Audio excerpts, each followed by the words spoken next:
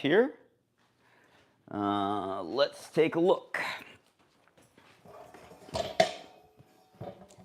So I'm just coming here live and just finished up a day of playing. I was pretty much playing literally all day long. Yeah, I probably played like 8-10 hours.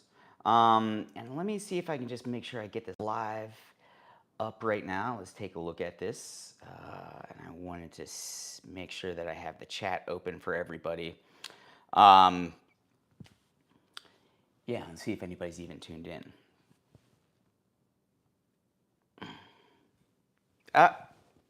There we go. Let's, all right, cool. So that's a pretty foggy camera lens. Let me just wipe that off. And so we're under some like really harsh lighting here today. But yeah, I just played all day long and I just wanted to talk about a couple things. So the thing that really got on my mind here today was, I'm just gonna drink some coffee. Yeah, I know it's 11:30, but this is what happens when you play for 12 hours.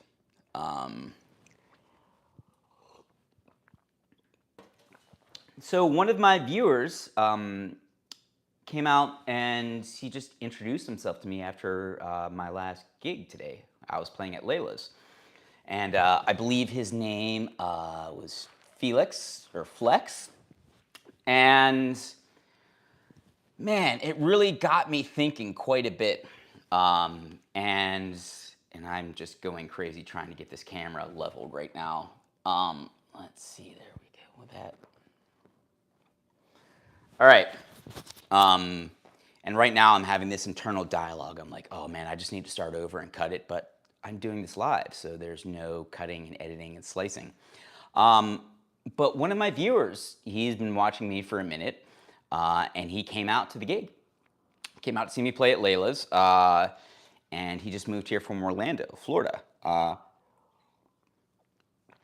And he like came up to me and he was like, Aaron? And I'm like, yeah. And he's like, hey, Felix, Flex. And I was like, oh, okay. I've seen you on, like you've talked to me on YouTube and on Instagram, and it was cool and interesting to meet him. And I really just had a conversation. I was kind of caught off guard, but I had and at the end of the gig, I'm really trying to rush around, trying to break down all my gear. There's another band coming in. I'm thinking, okay, I need to go and count the money that from the tips. I need to make sure I get paid. There's a ton of things that I'm thinking. So I'm talking to him and my eyes are shifting all around. And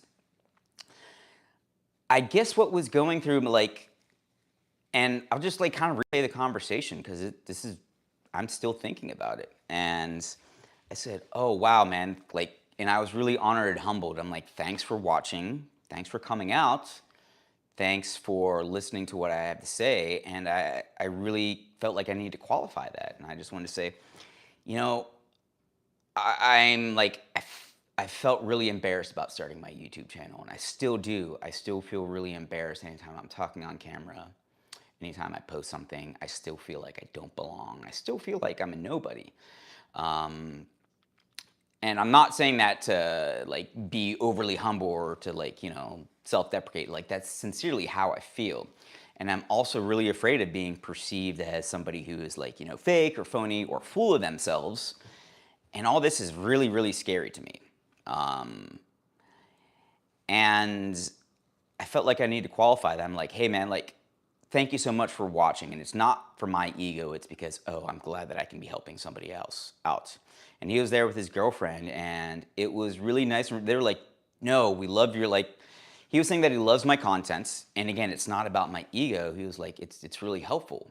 And that meant a lot to me because every time I make a video, I think, what's something, a younger version of myself, somebody who just came to Nashville, what's something that they could use? And, hearing him say that is really helpful. I really appreciated that. And that gives me the motivation to keep doing these things. Again, it's not for likes and follows. It's for, I want to help people and I want to make a difference. Um, and it got me thinking about, how we present ourselves in the world, how we present ourselves on camera, on social media. And it was funny because we were talking about my cat. I kid you not, my cat. Because I haven't really mentioned it too much. I have a video coming up about my kitten that I rescued. Yes, a kitten. I rescued a kitten about a month ago, a stray kitten. And I originally started putting up pictures on an Instagram account for it so somebody could come adopt it. And long story short, that account blew up and now it has over 10,000 followers. So in just a month, some random cat I found in the gutter, literally, has more followers than all my social media channels combined, which is fine. I think it's kind of funny and ironic that something I've worked so hard at musically gets surpassed in just a few days by a cat. But it really provides a lot of good perspective. Like, social media counts, but not really, but kind of. And his girlfriend was with him. She was like, I know, I saw it, but oh, the kitten is so cute. I mean, you're very talented, but this very cute kitten. And it really made me laugh. And it also put things in perspective about how, yeah, social media counts, but not really, but it does. And, I was thinking I could easily do something on social media for my own self as a musician, to get more likes and follows. I could do things that kind of trip the algorithm, things that are trendy. And there's nothing wrong with that because marketing yourself is super important. But I kind of made the conscious decision that I really wanted to present myself as authentically as possible. I wanted to talk about how uncomfortable and how scary this whole process is of being in a new city and trying to get into the Nashville music scene, and how I have all these self-doubts. And it's not for my own ego or therapy. It's really because I want to normalize this, because every time I'm on stage, I feel like, oh my God, they're going to think I'm a phony. They're going to find out. And I want to give other people permission to feel those things and to be like, yeah, it's awkward. And also give other people permission to just put themselves out there, to like really give it a stab. And how I felt so self-conscious about starting YouTube, and I still do. But one thing I found, like talking about the kitten who has over 10 times my followers and versus my content, is I found that for me, I've tried to really be authentic in person, on camera. And I think that's a real skill to develop. It doesn't happen overnight.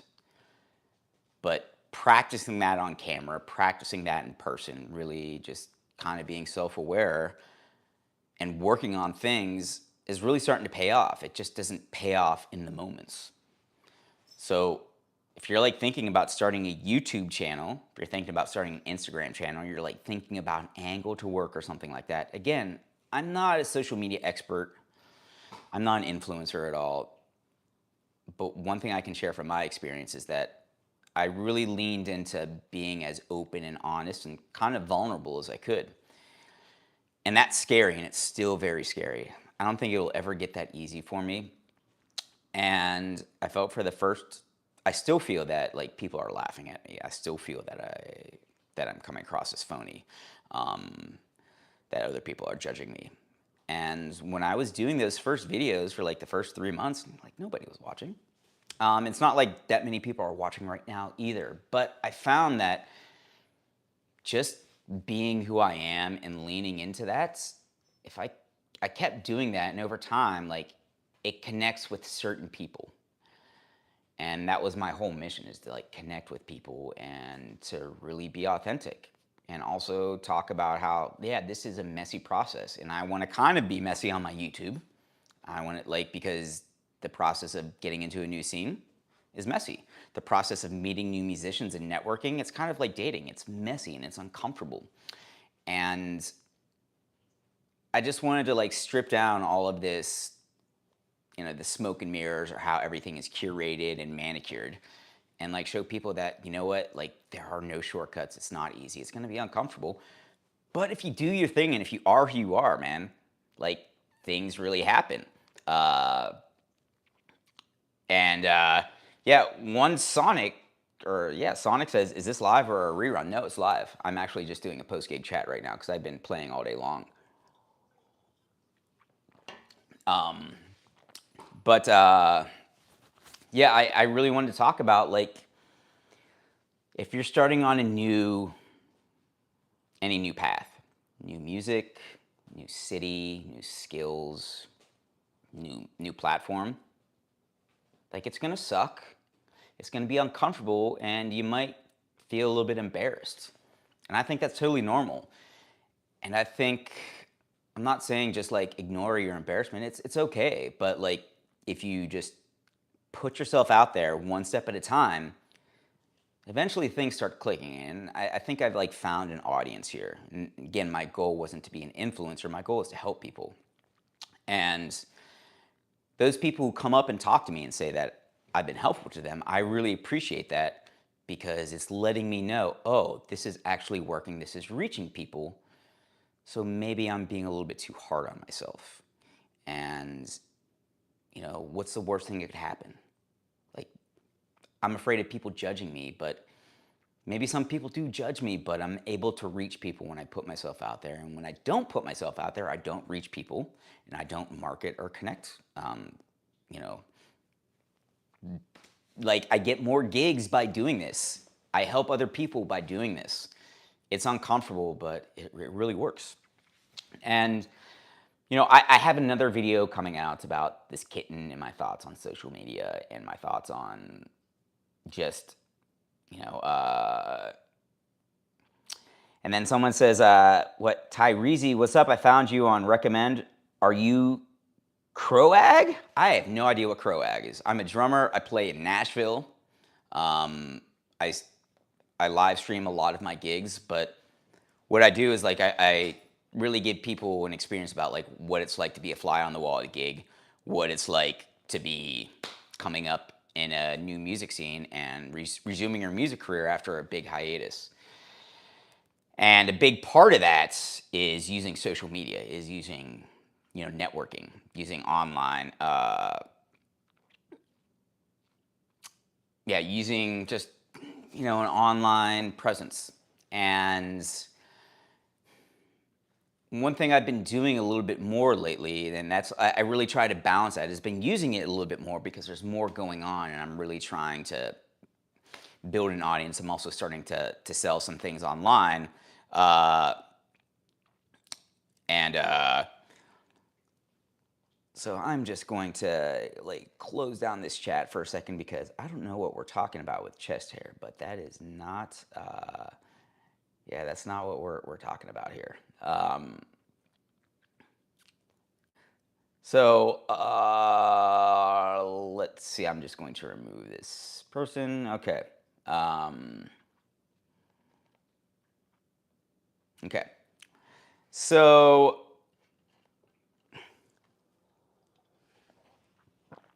but one thing about like with doing social media as a musician, I think it's kind of like a double-edged sword. And when I have people come up to me at gigs who are really inspired, uh, by what I do, or it gives like they have questions for me, or they want to talk about breaking into a music scene or starting their music career again, that really warms my heart and that encourages me. And if I see you out, please come and chat, say hey. And that's kind of like a thin line I walk, because also I think a lot of us use social media as a way for validation. And sometimes that can be really toxic. And so for me, I have like a lot of insecurities. I have just a lot of stuff I've had to work through, a lot of things where I haven't been proud of myself or haven't liked myself. And instead of dealing with that, I used like validation online as a way of a coping mechanism. And that's one thing I'm like really trying to be cautious with here, is because I don't want to use social media for validation. I want to use it to help people. And sometimes when I'm validated knowing that I'm helping people, it's a good feeling, but I just don't want to like go too far into that well, which is why sometimes I try to keep like a little bit of a wall up online and not talk about too many things, too many personal things, Uh,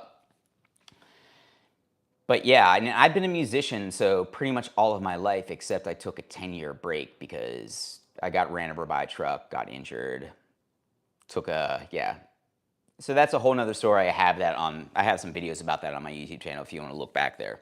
Um, but like during that time off, I was really kind of dying on the inside, and I had some self-esteem and self-confidence issues before that, and then it just kind of slowly crept into my life over like the next 10 years. And like the thing with like using social media and like doing this, I really want to be careful about the validation, because sometimes if I'm struggling, like right now I'm struggling because I'm having some car problems, and personal life is still a mess. And sometimes it's really easy to just check out and like get likes on Instagram, get likes on YouTube, and feel better about yourself, see those numbers and feel validated. Instead of saying, well, I got to roll up my sleeves and do lots of work on myself, on my personal life, on my business. And that's something I'm always trying to really balance instead of just distracting myself with social media. And like case in points, I really try to live stream my gigs, so people can be like a fly on the wall. I still date like who? I do not know any Cheryl. Sorry, no. Yeah. So, odd questions. But like when I'm playing, I really like to live stream so people can see what's going on, so they can really get a feel for what it's like to be in Nashville playing a gig. And I like to put that stuff up, like hiccups, warts, and all, because it lets people know this is what a gig is like. This is what you should prepare for. And this is one way it's done. They're done many different ways. And I really like doing that for people. And it gives people some serious value. But then also, sometimes I'm distracted by looking at the numbers, looking at the chats, seeing who's engaging, seeing who's following along with me, making sure the levels are all good on my stream instead of like actually playing. And I think that's a really good metaphor for life. And sometimes you're like so focused on what's going on the screen that you're missing out on everything that's happening around you, in front of you. And what's really important is what's happening in front of you and around you. And so on my second gig here today, when I was playing at Layla's, I played at the Valentine from 2 p.m. to 6 p.m. Then I literally broke down, sprinted a block away, played at Layla's from 6 to 10. On that second gig, I just didn't even have my screen open for the stream. Sometimes I have that open to make sure the stream is up and running and it's solid. But for that second gig, I just wanted to make sure it was up and running. Then I put it away and I could like really focus more on the music. And I kind of felt the itch. I wanted to see what's going on. And I wanted to check my messages and all those things. But like the messages were still going to be there after the gig. And what people are saying online while I'm playing has nothing to do with the gig. So that's one thing I really want to try to do is like maybe not stop streaming my gigs, but don't have a screen around. I just want to make sure that it's able to be up and running and then just let it fly. Because what's really most important is like me being in the moment and like me stopping looking at screens so much. And I really think it can be a roadblock for a lot of people, not just on gigs, but in their lives. And, what's going on the screen doesn't matter. What's really matters is what's happening in front of you. And so I really try to communicate that in my videos. I try to communicate that, yeah, I really fight these things like, I don't know if this video is good. I don't know if I should put it up. And like all this stuff, it kind of matters, but it doesn't really matter. What really matters is playing. What really matters is relationships with people. So yeah, I just wanted to talk about this, and I talk about these things quite a bit. But also another one thing I wanted to do was like, sometimes I think too much, and I want to edit, and I want to make everything perfect and clean and concise. But sometimes I think it's really helpful just to sit in front of a camera and dump out your brain, think things out. and let other people see that. Even if it's messy, because I think it's a skill being able to just talk on camera, and it's very much like talking in person. Like you have to edit what you're saying. You kind of have to present yourself in a certain way, and I always try to present myself authentically, but I'm definitely going to present myself at a funeral very differently than if I'm at a party. It's still me being authentic, but different settings require kind of a different approach. And I find that talking on camera for me is very much like talking to other musicians in real life, where it's important to communicate clearly and be concise, not be too stuffy, be authentic, and not try to like posture or angle for anything. Just say, this is who I am. And I think sometimes doing this live, especially after a gig, is really helpful. And so Felix Flex, if you're watching, man, thank you so much for coming out today. That really meant a lot to me. And I really try to present myself as I could be you, you could be me, because that's really the truth. I was gonna say it's not hard, but it is hard. It's like you just have to put regular, consistent work and be patient with it, and like do something like, all right, I want to play music. This is what I'm going to do, and I'm just going to be really intentional with my efforts. And yeah, I'm gonna put myself out there and get uncomfortable. And I do that every time I get on camera, every time I play. Even when I was playing that second gig today, too, that one of the guys I'd never met before. I'd never played with that whole group. And there was one song I felt like I started too fast, or maybe I was playing a double time groove instead of a halftime groove, and I started feeling like, oh man, these guys are gonna think I suck. Maybe I should make excuses. And like afterwards, everyone was like, man, that was a really good gig. And it was super fun. But yeah, I still have those moments of self-doubt. And I just wanted to normalize all this messy process. So if you're new in town, man, drop me a line, because I always try to connect with people somehow. I really can't do coffee or lunch right now because I'm so busy. But, shoot me a message.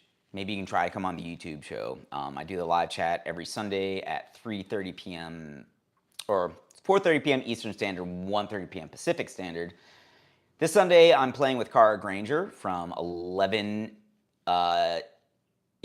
Central Standard Time to 2 Central Standard Time. So that would be 12 Eastern to 3 Eastern, or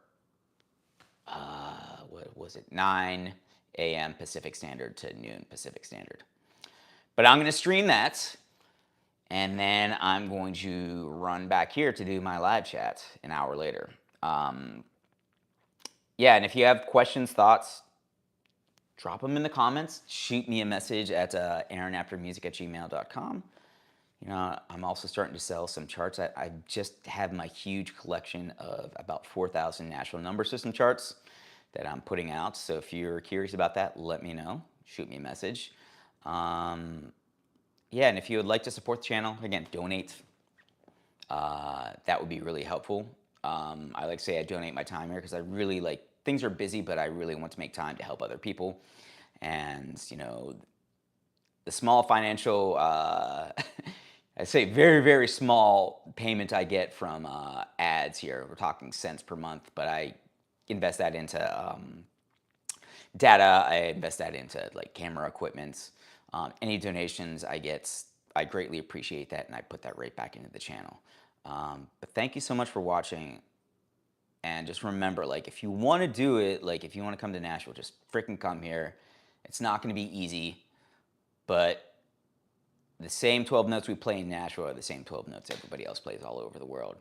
There's a lot of great musicians here, but there's also a lot of average musicians. And because there's a lot of music here.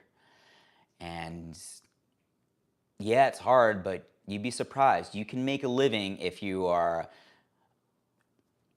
know your music, but you're also a good person and you're willing to roll up your sleeves, meet people, make relationships.